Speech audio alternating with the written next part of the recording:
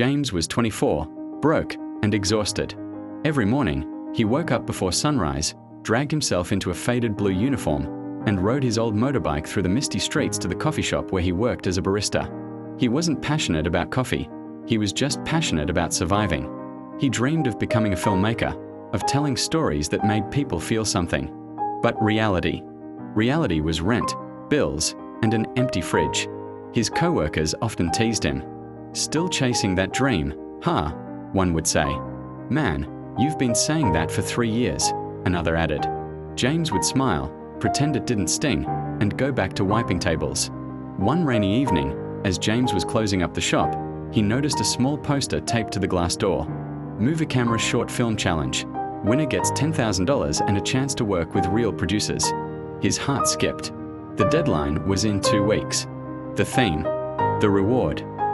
He laughed. The irony was too perfect. That night, he sat in his tiny apartment, camera on the table, staring at the blinking cursor on his laptop. He didn't have fancy gear, no crew, no time. Just an idea, one that had been buried inside him for years. He decided to tell a story about a man who kept helping people without expecting anything in return. And one day, when he had nothing left, life rewarded him in the most unexpected way. James filmed everything in 3 days. His best friend, Mia, helped him hold the camera. They shot in the city streets, in the park, and even in the coffee shop after closing hours. There were times they had to redo scenes 15 times because the MIC failed or because James tripped while acting. "Bro," Mia groaned, holding the boom MIC above her head. "You realize we've been doing this for 6 hours straight?"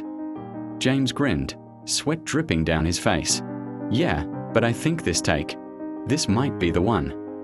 And she smiled back, because even though it was crazy, she could see that fire in his eyes again, the one he'd lost somewhere between bills and broken dreams. On the 4th night, his computer crashed. The project file was corrupted. Everything, the edits, the sound, the color work, gone. He sat on the floor, hands in his hair, staring at the black screen. It was 2 a.m. He felt something inside him break.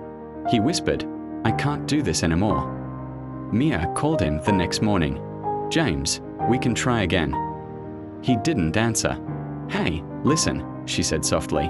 "You told me once that stories don't die when things go wrong. They die when we stop telling them." That hit him.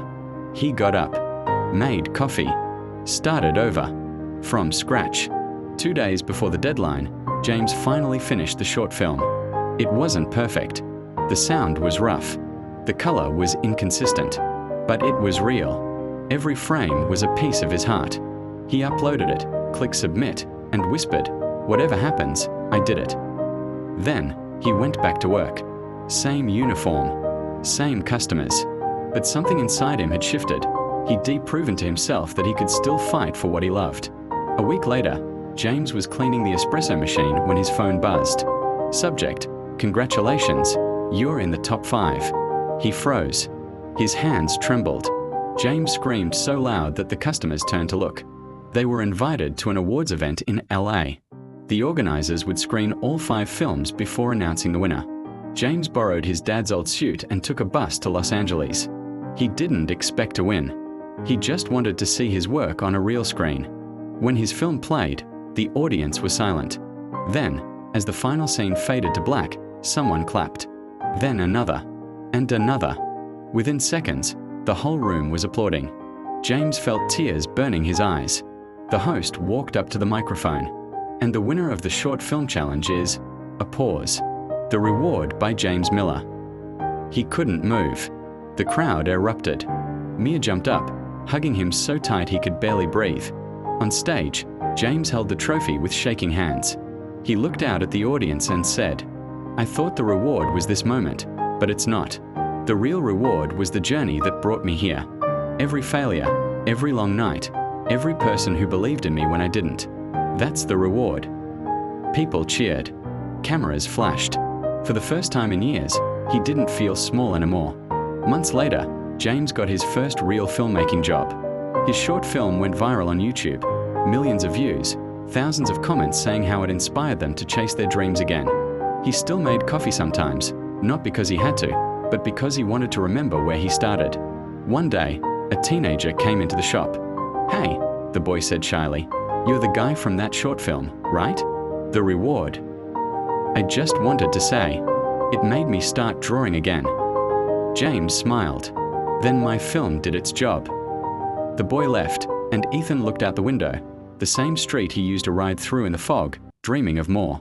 Now, he had it. Not fame, not money, but purpose.